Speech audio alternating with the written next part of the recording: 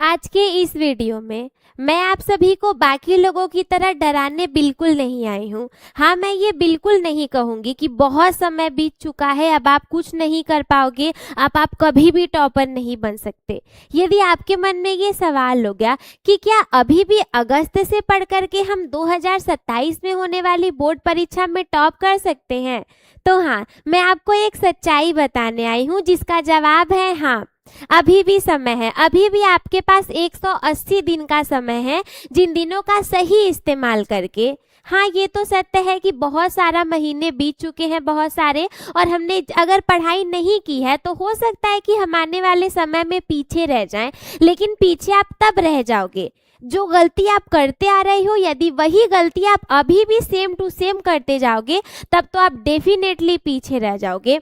लेकिन यदि आपने अपनी गलतियों को सुधार लिया, जो गलतियां अभी तक आप पिछले टाइम में कर रहे थे वो गलतियां यदि आप नहीं करोगे और आप अपनी अगस्त से शुरू करके जनवरी या फरवरी तक पढ़ाई को बिल्कुल सीरियस होकर के अच्छे तरीके से करने वाले हो तो हाँ, ये संभव है। अगस्त से पढ़ करके भी 2027 में होने वाली बोर्ड परीक्षा में बहुत अच्छे अंक लाए जा सकते हैं।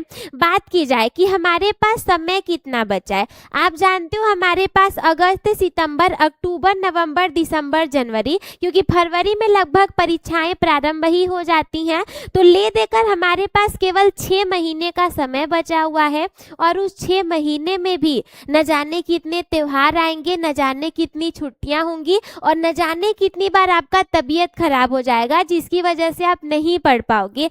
तो इसी वजह से हमने 7 महीने को कम करके 6 महीने का समय आपके लिए दिया। और इस 6 समय में यदि आपने एक सही स्ट्रैटेजी बना करके पढ़ाई किया और 6 से 8 घंटे की क्वालिटी वाली डेली स्टडी की, तो हाँ, ये संभव है कि बोर्ड परीक्षा में अच्छे नंबर आ पाएंगे। देखिए, हम उस 6 से 8 घंटों की बात बिल्कुल नहीं कर रहे हैं जो 6 से 8 घंटे आप स्कूल में जा कर के बर्बाद कर देते हो, खेलने खाने दोस्तों के साथ रहने में, आप कोचिंग में जा कर के 2-3 घंटे वेस्ट कर देते हो। हम वो जोड़ करके 6 से 8 घंटों की बात बिल्कुल नहीं कर रहे हैं। हम आपके लिए उन 6 से 8 घंटों की बात कर रहे हैं जिसमें आप बिल्कुल क्वालिटी वाली पढ़ाई को करते हो। यानी कि यदि आपने जो पढ़ा है वो चीज़, वो टॉपिक आप किसी दूसरे को समझा सकते हो तो वो पढ़ाई हमारी असली पढ़ाई कहलाती है। और यदि आपने ऐसा ही पढ़ना स्टार्ट कर दिया, जो पढ़ा वो आपके दिमाग में रहने लगा, तो यकीनन आप एक अच्छे विद्यार्थी हो और बोर्ड परीक्षा में आपके बहुत अच्छे नंबर आएंगे। ध्यान रखना, कंसिस्टेंसी ही सफलता की कुंजी होती है। मत सोचना कि 6 महीने बहुत ज़्यादा हैं, लास्ट के 2-3 महीनों में पढ़ करके हम टॉपर बन जाएंगे, ऐसा कुछ नहीं होने वाला। यहाँ समय से बड़ा बलवान और कुछ भी नहीं है, और कंसिस्टेंसी से बड़ी चीज़ सफलता के लिए कुछ नहीं है। यदि डेली आप 4-4 घंटे भी पढ़ोगे तो लास्ट मोमेंट में ऐसी स्थिति होगी कि आपने बाकी सारे बच्चों से ज़्यादा पढ़ा होगा। यदि आप ऐसा नहीं कर पाते, आप सोचोगे हमारे पास बहुत समय है, हम लास्ट मोमेंट पर जा कर के पढ़ लेंगे, तो ये सही नहीं हो पाएगा। क्योंकि बहुत ऐसे बच्चे होंगे जिन्होंने अपने पहले भी 6 महीने को बर्बाद नहीं किया है और आने वाले 6 महीनों में भी पढ़ाई करने वाले हैं। तो यकीनन वो बच्चा आपसे आगे जाएगा ही जाएगा, क्योंकि उसने पूरे साल भर का सही इस्तेमाल किया हुआ है। अगली बात आती है कि दीदी ठीक है, हमें तो ये पता चल गया कि 180 दिन में हमें पढ़ाई करनी है, लेकिन अब हमें ये कौन बताएगा कि इस महीने का टारगेट क्या होना चाहिए, पूरे सिलेबस की हम प्लानिंग कैसे करेंगे, सभी सब्जेक्ट के लिए स्ट्रॉन्ग फाउंडेशन कौन सा होने वाला है, हम एनसीईआरटी को कैसे कंप्लीट करेंगे और हम डेली रिवीजन कैसे करेंगे। क्योंकि ये तो सच्चाई है कि सिर्फ पढ़ते रहना पर्याप्त नहीं। आपने एक चैप्टर को पढ़ा, दूसरे को पढ़ोगे तब तक पहला पीछे वाली चीजें भूल जाएंगी। बिना रिवीजन के कुछ नहीं होने वाला, तो रिवीजन बहुत इंपॉर्टेंट है। ये चीज हम कैसे करेंगे, देखो, वैसे तो एक बहुत बड़ी सच्चाई ये है कि इस दुनिया में कोई भी कभी भी आपको पढ़ने का सही टाइम टेबल नहीं बता सकता, यकीनन नहीं बता सकता। कारण देखो ये है कि हो सकता है सुबह 4 बजे उठ करके आपको पढ़ना रहता होगा, लेकिन 4 बजे किसी लड़की को झाड़ू लगाना पड़ता हो, हाँ, लड़कियां भी बहुत आगे जाती हैं, लेकिन बहुत काम करना हो सकता है सुबह 6 बजे उठ करके तुमको पढ़ना रहता होगा, लेकिन किसी दूसरे इंसान को उसी समय में भैंस को बांधना होता होगा। तो ऐसे बहुत सारे काम होते हैं जो कि हमें पढ़ाई के साथ में घर के कामों को भी करना पड़ता है। तो देखो, इसमें शर्माने वाली बात नहीं है, क्योंकि सारे लोग करते हैं। मेन चीज हम आपको ये बताना चाहते हैं कि समय सभी के लिए समान नहीं होता। 24 घंटे तो सभी के लिए बराबर है, लेकिन जिस समय में आप पढ़ाई करोगे वो समय किसी दूसरे के लिए काम का हो सकता है कि आप दिन में अच्छे पढ़ने वाले होगे, हो सकता है कि आप रात में अच्छे पढ़ने वाले होगे, हो सकता है कि कोई ऐसा बच्चा होगा जो रात भर पढ़ता होगा, दिन भर सोता होगा। ये भी पॉसिबल है कि आप दिन भर पढ़ते होगे, रात भर सोते होगे। तो आपके शरीर की कंडीशनिंग क्या है, आपके घर पे कौन से काम है, आपका स्कूल कितने बजे का है, आपका ट्यूशन कितने बजे का है, ऑनलाइन क्लासेस कितने बजे चलती हैं, ये सारी चीजें आपके ऊपर डिपेंड करती हैं, किसी पर्सन इंडिविजुअल के ऊपर डिपेंड करती हैं। दैट इज वाई किसी के कहने पर मत जाना, तुम अपने अकॉर्डिंग टाइम टेबल बनाना कि मेरे पास ये समय है तो मैं ये पढ़ पाऊंगा। देखो, समय तुम चाहे जो भी रखो, लेकिन इतना ध्यान रखना, ये सुबह दोपहर शाम रात को चलो छोड़ दो, बस इतना ध्यान रखना कि डेली 2 घंटे थियरी को आपको पढ़ना ही पढ़ना है। हाँ, थियरी से भी बहुत अच्छे नंबर आते हैं, थियरी आसान होता है, सबसे पहले वही पढ़ करके खत्म कर लो।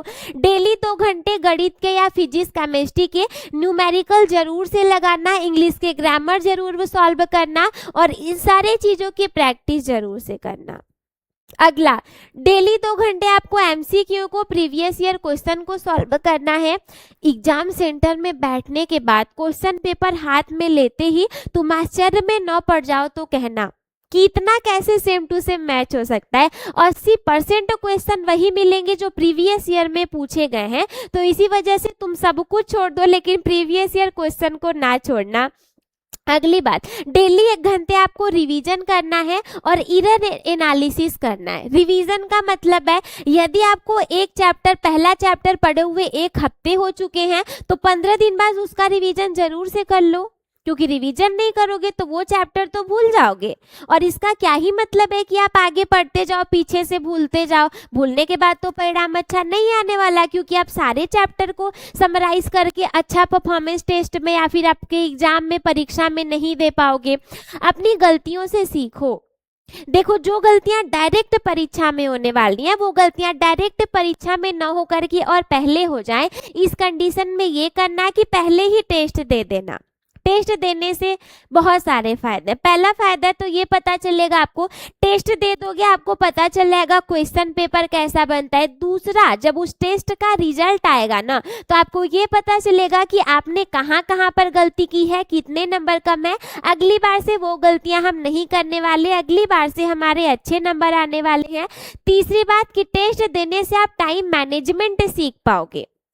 ठीक है, इसके बाद हम बात करते हैं डेली हमें कौन कौन सी चीज़ों को पढ़ना पड़ता है। जैसे कि आप 10 में हो गए या 12 में हो गए, 10th में हो 6 सब्जेक्ट हैं, 12th में हो 5 सब्जेक्ट हैं, अपने अकॉर्डिंग सब्जेक्ट को डिवाइड कर लेना, बट पीरियोडिटी को डिसाइड करके पढ़ना। पीरियोडिटी डिसाइड का मतलब है जो सब्जेक्ट थोड़े से हार्ड होते हैं, थोड़े से तार्किक टाइप के होते हैं, उनको हमें ज़्यादा टाइम दे करके कवर करना है। जैसे साइंस की बात करो तो डेली 2 घंटे पढ़ना, क्योंकि इसमें मेहनत ज़्यादा लगता है। वही दूसरी तरफ हिंदी की बात करोगे तो तुम आधियों घंटा पढ़ो, 1 घंटा पढ़ो तो आसान होता है, पर्याप्त रहेगा इतना पढ़ना, क्योंकि बिल्कुल आसान विषय है। गणित की बात करें तो 2 घंटे जरूर डेली पढ़ना, क्योंकि थोड़े से कठिन विषय हैं। सोशल साइंस थोड़ा सा आसान हो जाता है, 1-1.5 घंटे पढ़ोगे तो कोई बात नहीं। इंग्लिश में जो आपके चैप्टर वाले हैं उसको तो कम पढ़ना, बट ग्रामर को ज़्यादा पढ़ना। तो इंग्लिश में दोनों चीज़ें मिला करके 1.5 घंटे पढ़ाई करना आपके लिए बहुत अच्छा रहेगा। अब बात करें कि इस अगस्त में हमें क्या क्या पूरा करना है, तो अगस्त में पहली बात एनसीईआरटी को पढ़ लेना, क्योंकि तुम भी जानते हो ईस्ट और west, NCERT is the best. Question NCERT से सीधे उठ करके आएंगे, तो एनसीईआरटी पर ध्यान देना। नोट्स को तुम बना लेना, जितने नोट्स बनाए रहोगे एग्जाम में उतनी ज़्यादा हेल्प मिलेगी। और दूसरे की जब हम कॉपी लेकर के पढ़ते हैं ना, तो हम उतना क्लियरली चीज़ों को नहीं समझ पाते जितना कि हम अपने नोट्स से पढ़ पाते। मारते हैं। इंपॉर्टेंट क्वेश्चन को हाईलाइट कर लेना, पढ़ते जाना, प्रीवियस ईयर क्वेश्चन को पढ़ना, और चैप्टर वाइज एमसीक्यू की बात करें तो जरूर से देख लेना क्योंकि एग्जाम में आएंगे। पूरे हफ्ते का तो टाइम टेबल मिल गया, लेकिन संडे को सारे शेड्यूल अलग हो जाते हैं क्योंकि संडे को स्कूल नहीं जाना होता, कभी कभी कोचिंग नहीं जाना होता, कार्यक्रम भी हमारे इधर के उधर हो जाते हैं। तो हर संडे को क्या करना है, एक हफ्ते 6 दिन जो पढ़े हो पूरे 6 दिन का रिवीजन कर लेना। कोई नहीं टेस्ट ले रहा है तुम्हारा, तुम खुद से अपना मॉक टेस्ट दे देना। जो जो गलतियां किए हो उसकी कॉपी बना लेना ताकि तुम गलतियों को सुधार पाओ। प्लस अगले सप्ताह की पूरी प्लानिंग संडे को ही कर लेना ताकि 6 दिन में से कोई भी दिन तुम्हारा बर्बाद ना हो। कहते हैं कि एक योजना बनाया हुआ मूर्ख भी बिना योजना बनाए हुए विद्वान से बेहतर होता है। तो बेहतर होगा कि योजना बना करके पढ़ना ताकि तुम्हारा एक भी दिन वेस्ट ना हो जाए। यही से ये आदत अपने अंदर तुम बैठा लो कि तुम्हें मोबाइल का बहुत ज़्यादा प्रयोग नहीं करना है फालतू के रील्स देखने के लिए। रील तुम बाद में भी दे सकते हो, बहुत समय जिंदगी में मिलेगा बेटा, बहुत ज़्यादा मिलेगा, बस तुम अपना 10-12 बर्बाद मत करना क्योंकि तुम आगे के समय में ना लोग इसी से तुमको जानेंगे। सीधे कहेंगे कितना नंबर 10 में लाए हो, कितना नंबर 12 में लाए हो, क्या जवाब दोगे? रील तो बाद में भी देख सकते हो ना। मोबाइल का ज़्यादा इस्तेमाल मत करना, फ़ोन तुम बाद में देखने के लिए रख देना। टाइम टेबल बना करके पढ़ना, बिना टाइम टेबल के तुम बिल्कुल पढ़ने के लिए मत बैठ जाना। नेक्स्ट बात करें कि तुम सोचोगे कि मैम हम पढ़ लेते हैं, रिवीजन बाद में कर लेंगे, तो रिवीजन तुम बिल्कुल भी मत छोड़ना। और ध्यान रखना, ऐसा ना हो कि मैम हम सिर्फ पढ़ेंगे प्रैक्टिस नहीं करेंगे, ऐसी चीज़ तुम बिल्कुल भी मत करना। नेक्स्ट पॉइंट है कि हम एक ही सब्जेक्ट को पूरे दिन पढ़ते रहेंगे, तो ऐसी गलती ना करना क्योंकि एग्जाम में एक ही सब्जेक्ट नहीं आएगा जो तुम्हारा फेवरेट है, 6 के 6 सब्जेक्ट एग्जाम में आएंगे, तो पूरा का पूरा सब्जेक्ट तुम पढ़ते रहना। सबसे आखिरी में वो कौन सी 5 आदतें हैं जिनको अपना करके हम सफलता को पा सकते हैं। तो पहली बात, पढ़ाई कर लेना तुम। हाँ, पढ़ाई कर लो और पढ़ाई सही पढ़ाई करना, भूलने वाली पढ़ाई तुम्हें नहीं करनी है। फोकस के साथ में पढ़ाई करना क्योंकि कई बार ऐसा हो जाता है कि हम 4 घंटे पढ़ेंगे तो सही, बट वो 4 घंटे हम फोकस्ड रह करके नहीं पढ़ पाते, वो चीज़ हमें दोबारा पढ़नी पड़ती है और वो 2 घंटे की चीज़ हमें 8 घंटे में समझ में आती है, तो टाइम वेस्ट हो जाता है। प्रैक्टिस मत भूलना, रिवीजन जरूर से करना, डिसिप्लिन में रह करके पढ़ाई करना। मोटिवेशन भले खत्म हो जाए लेकिन डिसिप्लिन नहीं खत्म होना चाहिए। तुम्हारा मन हो या ना हो लेकिन तुम्हें पढ़ना पड़ेगा। ये 5 चीज़ें मिल करके 95% दिलाने में बहुत ज़्यादा अच्छे तुम्हारी मदद करेंगी। और हाँ, एक्सक्यूज के पीछे मत जाना, बहाने मत बनाना। आज तबीयत खराब है, आज नहीं पढ़ पाऊंगा, पढ़ नहीं सकते, सुन तो सकते हो। आज सुन नहीं सकता, सुनने का मन नहीं है, लिख तो सकते हो। कुछ नहीं, रिवीजन तो कर सकते हो। कुछ ना कुछ जरूर से करते रहना। एक्सक्यूज नहीं, तुम रिजल्ट पर फोकस करना।